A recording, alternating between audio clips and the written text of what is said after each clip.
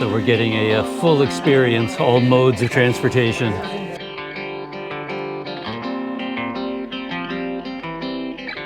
This one we use to make the coconut milk.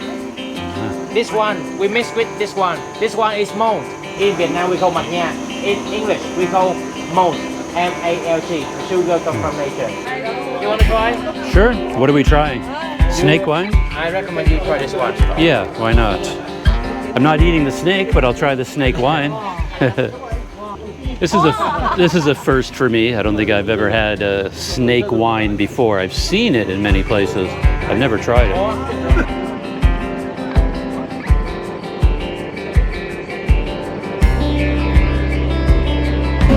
Back on the boat. Roar of the engine, heading back to shore.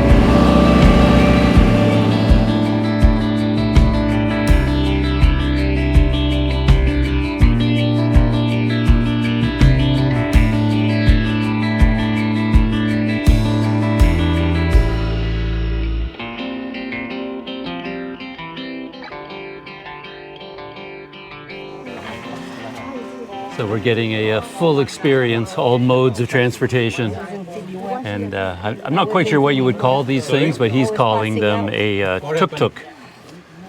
So 8 people in each Tuktuk.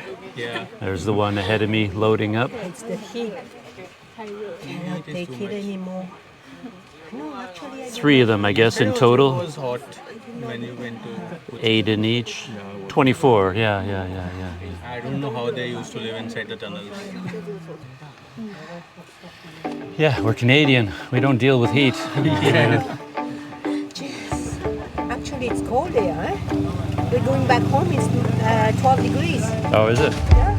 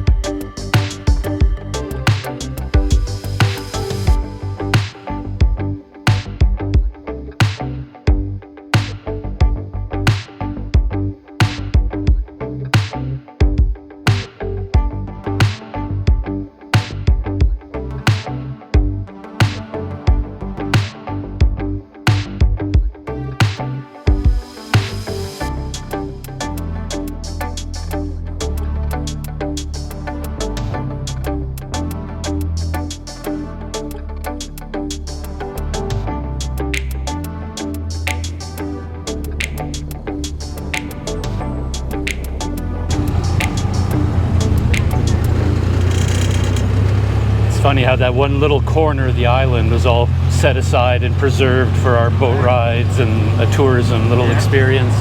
And then right over here is just a normal Vietnamese town.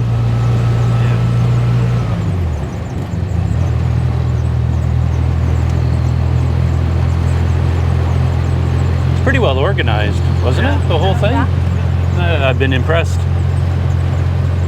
I guess they're so used to it. Yeah. They've been refining it over the years, getting it. And with people comments, they probably getting better. This is the next stop on our tour. Thien Ai's Coconut Candy Factory, he keeps calling it. This is actually, I believe, where our boat docked when we first got here. We walked through this, around the edges of this place. So we're stopping off here.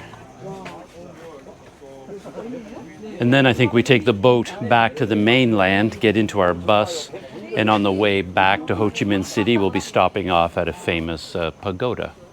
And that should be the end of the tour. So, oh, okay.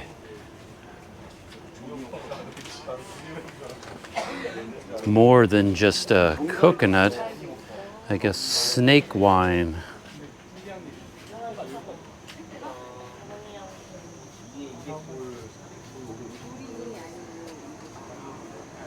I guess all of these would be for purchase if you wanted to bring a bottle of snake wine home with you.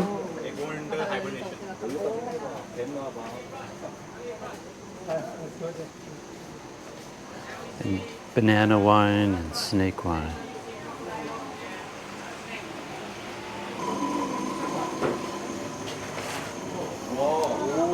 That's how we remove the shell outside coconut. The shell, that shell we dry and then we keep inside the kitchen for cooking. Water coconut, we don't use to make the coconut candy, but we use the milk.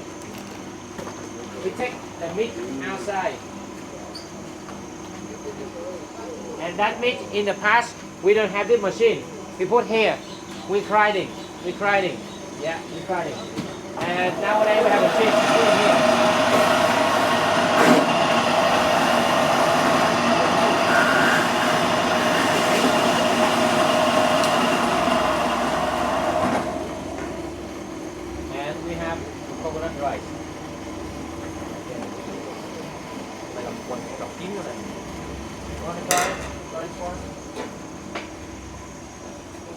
Coconut rice.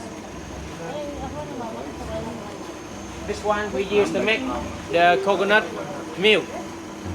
Coconut milk from here. In the past we don't have this machine. We put inside Sort of the towel, ground up and then we squeeze. coconut. Nowadays we have machine. We put inside the machine. Fresh coconut.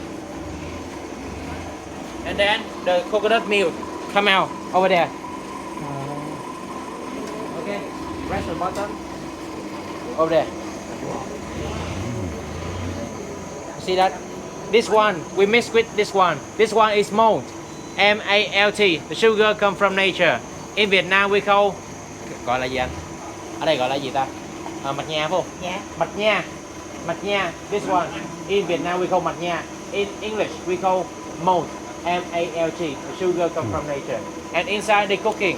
Okay, follow me everyone.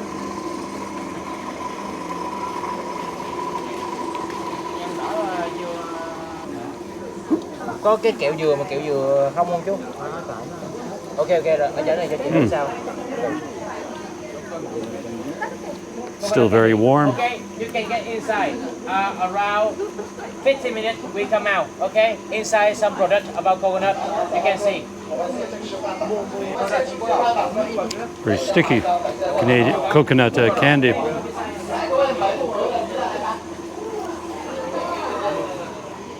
So in case that didn't come across, that was a quick demo of how they process the coconuts. And I remember seeing this device all over the Philippines. I stayed in quite a few smaller towns and villages, and they'd have piles of hundreds of coconuts like this. And they were just experts using this point, this blade, and they slam the coconut down on that blade expertly, because I've done it thousands of times, tear the husk off. With just a second or two, they tear the husk off. And then, of course, they cut it open here, drain out the coconut milk, and then they take the coconut meat and grind it up in this machine, and they get the, he kept calling it coconut rice, but it's more like coconut floss or something. And then, of course, this machine extracts the coconut milk, and then he was saying that it's processed into this form, and they call it a malt, M-A-L-T in English, some sort of like a sugary drink or liquid, a malt, coconut malt, basically. And I guess this is making a type of candy. Still using a wood fire to heat it. And these women, yeah, they're making individually wrapped coconut candies. And after they show you all of this, so there's some of the candy here. You're given a chance, of course, to spend some time here and do some shopping and buy some of these products.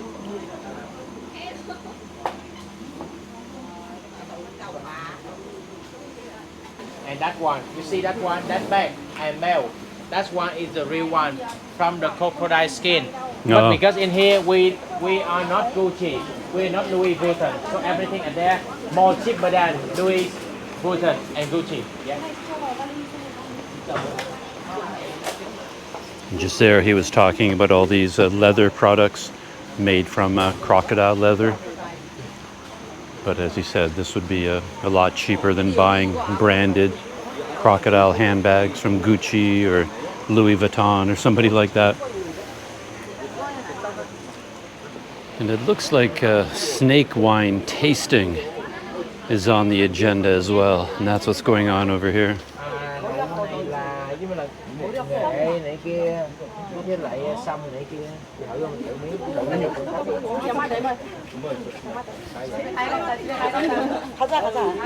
You want to try? Sure. What are we trying? Snake wine? I recommend you try this one. Yeah, why not? Is there any special kind of snake in there or just snakes in general? Just snake. There we go. 와 진짜 All right, just snake. And it ferments. Well, I'm not eating the snake, but I'll try the snake wine.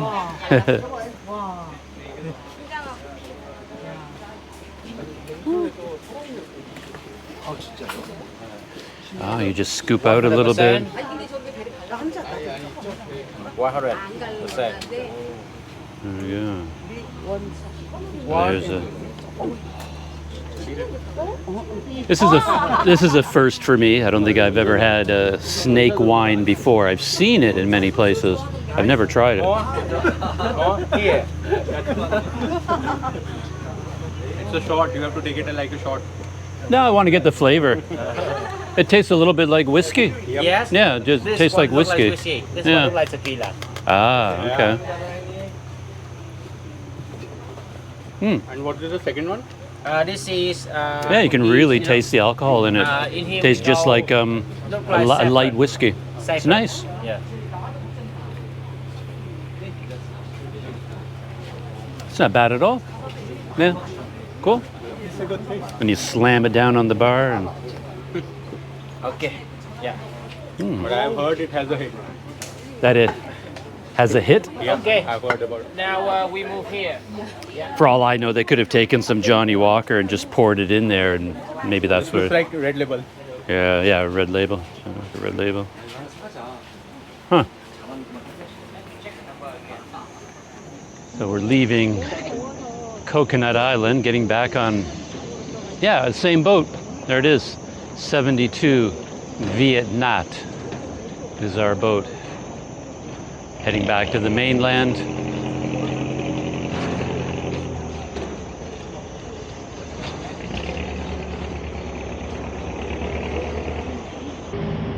It looks like on the boat they have a whole bunch of coconuts ready for people who want one with a straw already in them.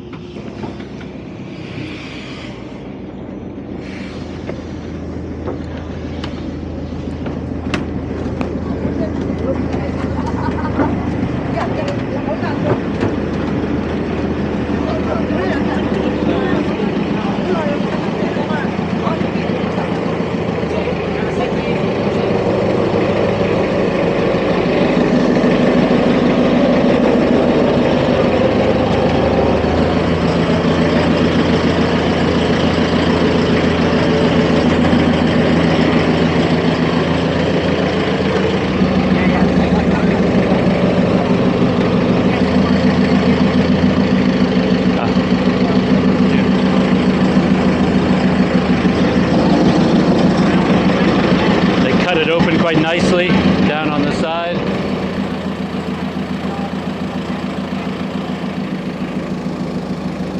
Oh, I think that's just to put the straw. I'm trying to drink. but you have to remove the lid. Yeah, me too. I did too. Then you got to put the straw inside through the top, and then you get the coconut.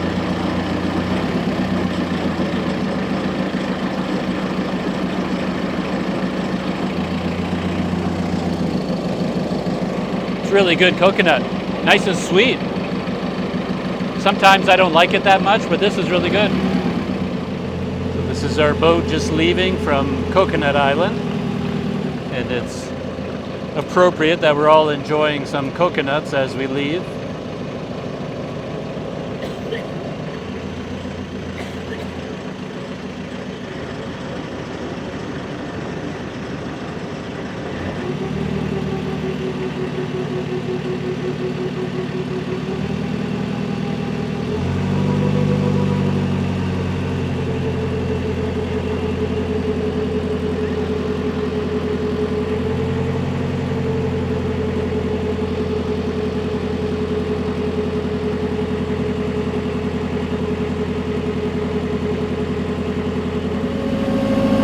On the boat, roar of the engine heading back to shore. There's my group of 20, all with their coconuts.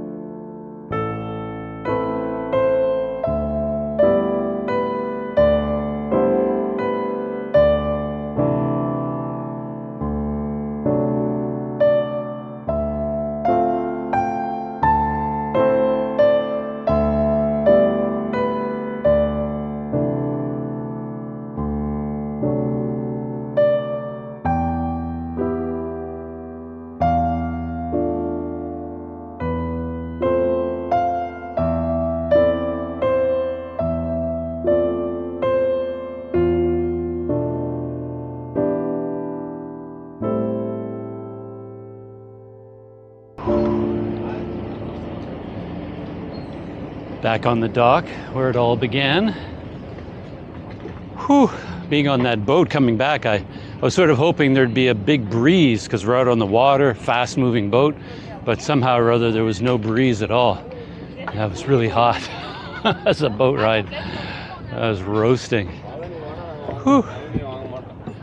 So eventually we'll be back on the bus, and the bus is air conditioned.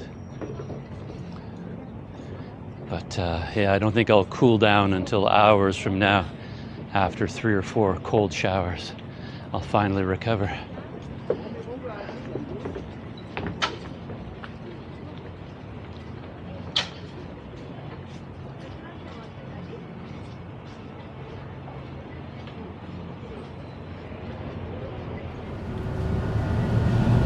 And we're arriving at our last stop of the tour.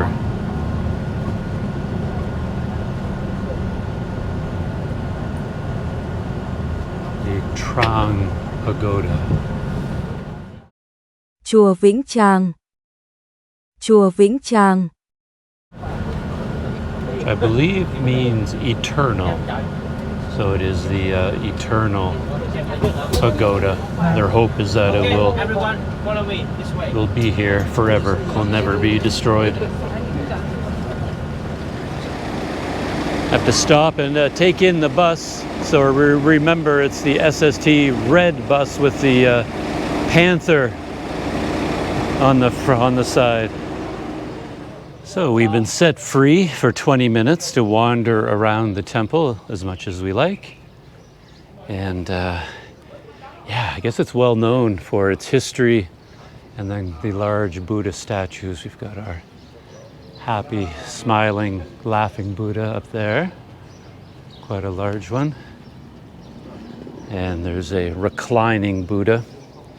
And I didn't get it on video, but the guide, Hui, was talking about this place on the bus. I was busy changing batteries, so I couldn't get it.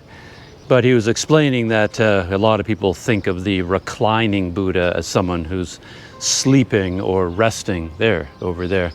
And I've talked about this in the past because I saw so many reclining Buddhas in Thailand.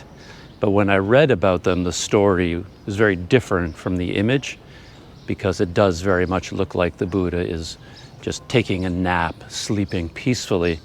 But the actual story behind this pose is that this was at the end of his life, and he was actually dying at this time. And he was lying on his deathbed. And that is the meaning of the pose of the reclining Buddha. But they're always carved this way when he looks like a very young man, very serene, very happy, very peaceful, and just taking a nap. But in fact, it was the end of his life, and our guide was telling that story on the bus.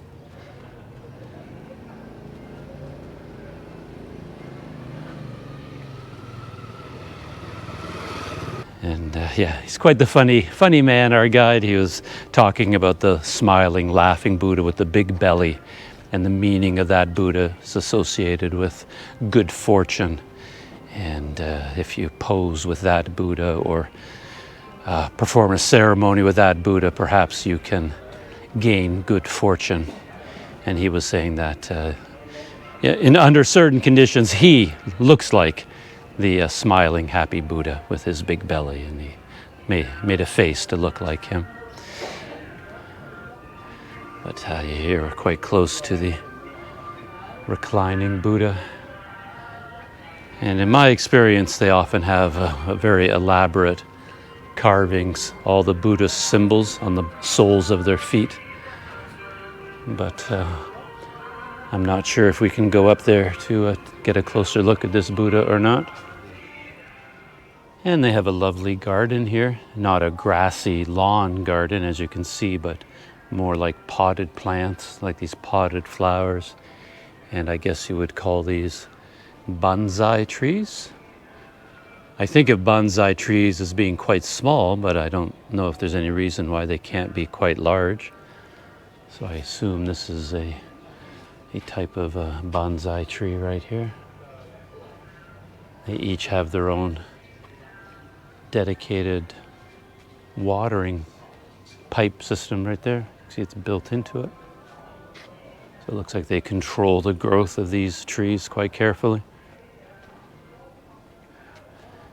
An organic carving, really, when you think about it. Yeah, there was no way to get up there close to the reclining Buddha. The gateway that I saw had a big sign on it that says you can't go that way. So you can go up onto the platform. Yeah, these trees are beautiful. Beautiful carvings, if you can call them that.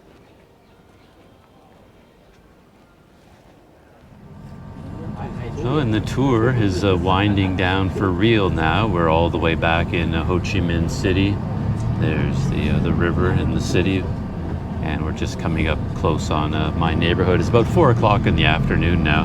I'm not exactly sure how long it took to get from Mi To to here, but it wasn't that bad at all. Yeah, very pleasant day. I've just been looking out the window. It's raining a little bit as we're coming back. I've just been watching the world go by. One thing I noticed is all the fields out there in the Delta. When I flew in to Vietnam 10 days ago or so, or a week ago, whenever it was, I noticed that all the fields were brown. And I concluded it was in between planting seasons. And when we were out there driving around today, I could see the fields up close, and yeah, they were all completely brown.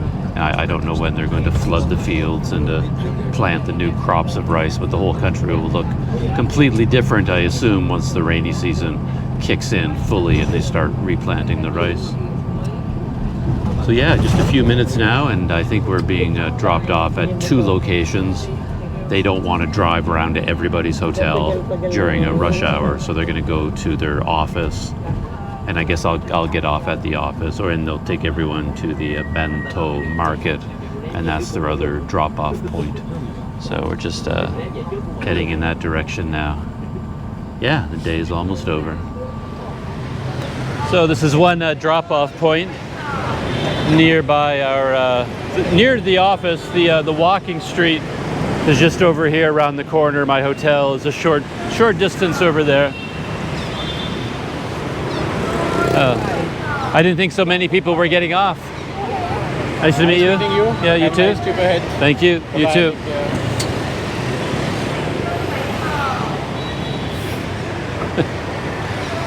And I think all tour guides have a sense of humor, or they develop one, because he was just saying, okay, everybody wake up, don't leave anything behind on the bus, because if you do, it's mine. I get to keep it. He made jokes like that all day. So that was a lot of fun. Don't forget here. If you forget here, it will be mine. There they go.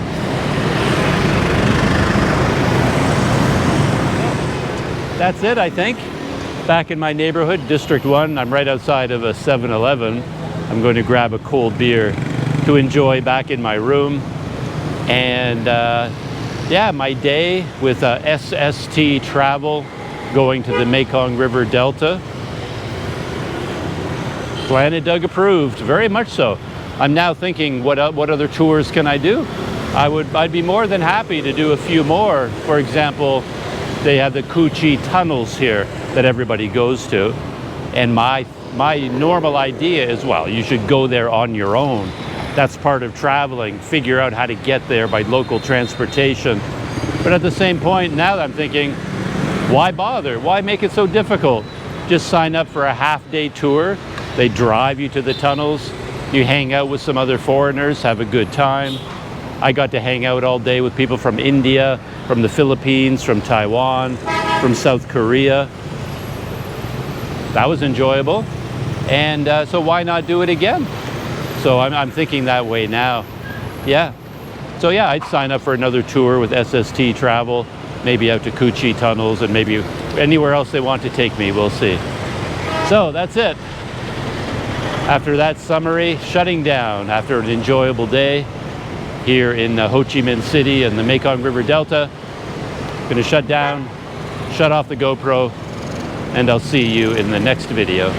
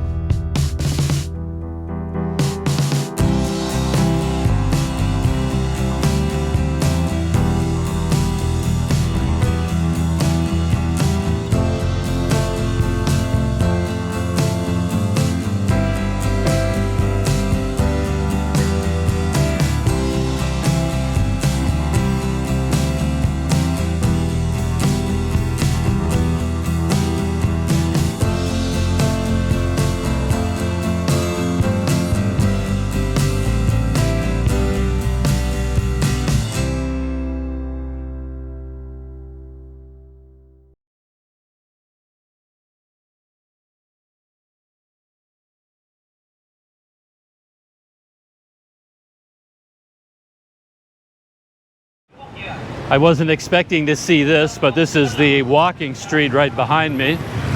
This is where the bus dropped me off. So just a few feet really back to my hotel. This is a good place to wind up the video, wind up my experience of the day. And I think I started off the video talking about how there were going to be two parts to this experience, two halves. One was going to be the experience itself, just going to the the Mekong River Delta, the bus tour, everything we're going to see, everything we're going to do, eat, drink, all the experiences we're going to have. That's going to be half of what I'm going to be thinking about. And the other half was just the whole concept of being on a group tour. What is it all about? Would I enjoy it? Would I do it again? So starting with the first half, the experience of going to the Mekong River Delta, just the logistics of the trip, I enjoyed it a lot. I was very impressed. The trip itself moved along at a good pace. I already mentioned that once already. I appreciated that at no point did it feel like we were just stuck somewhere and waiting and wondering what's going on. We kind of moved quickly from location to location, and everything was seamlessly organized. We weren't sitting around, waiting around for something to happen. When we arrived at the place to get on the boat, for example, we just walked onto the boat and the boat left.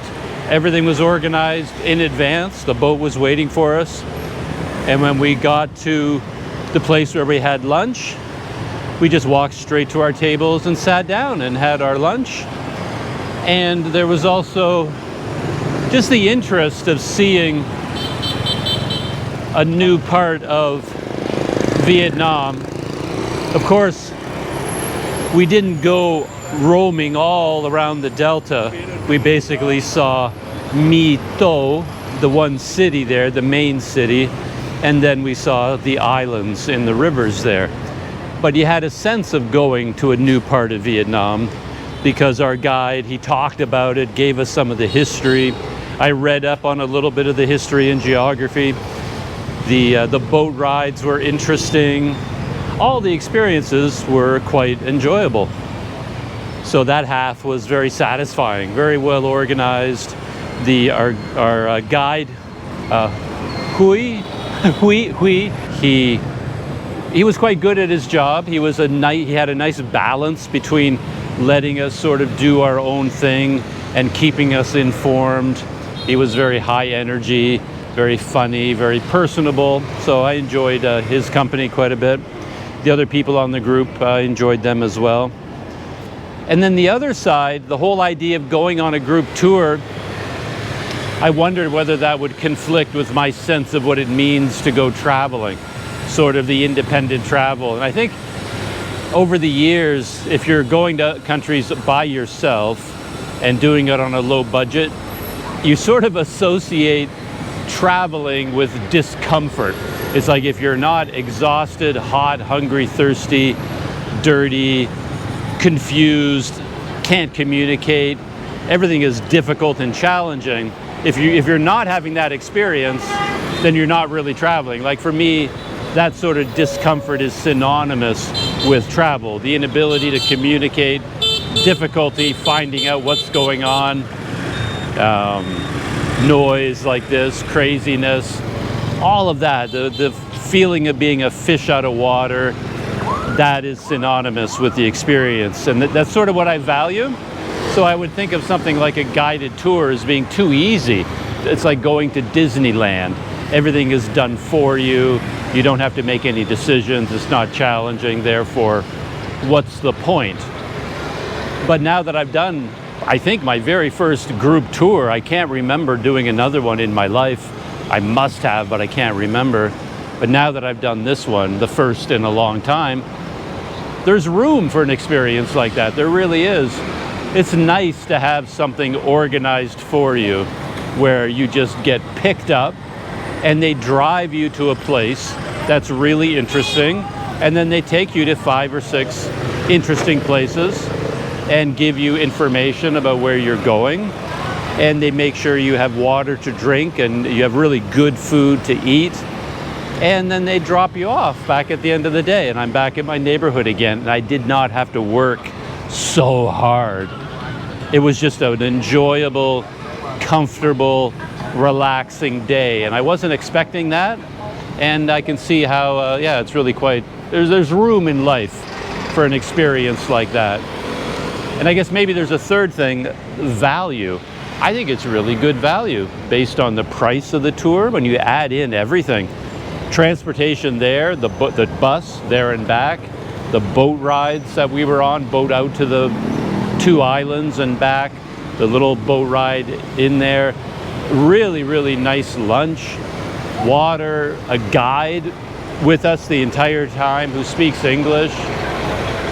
You put all of that together, it's a very, very good value. I was quite impressed. I was not expecting to have such a nice meal. I really wasn't. I thought the meal would be, I thought we would get a little styrofoam lunchbox with some rice and cold veggies in it. I had no idea we were going to have a really nice sit-down feast. I was not expecting that at all. And everybody got the food that they wanted. If you're vegetarian, they made special vegetarian dishes for you. I was not expecting that kind of a really nice meal. So that's it, I think. Back in my neighborhood, District 1, I'm right outside of a 7-Eleven. I'm going to grab a cold beer to enjoy back in my room. And yeah, my day with SST Travel going to the Mekong River Delta. Planet Doug approved, very much so.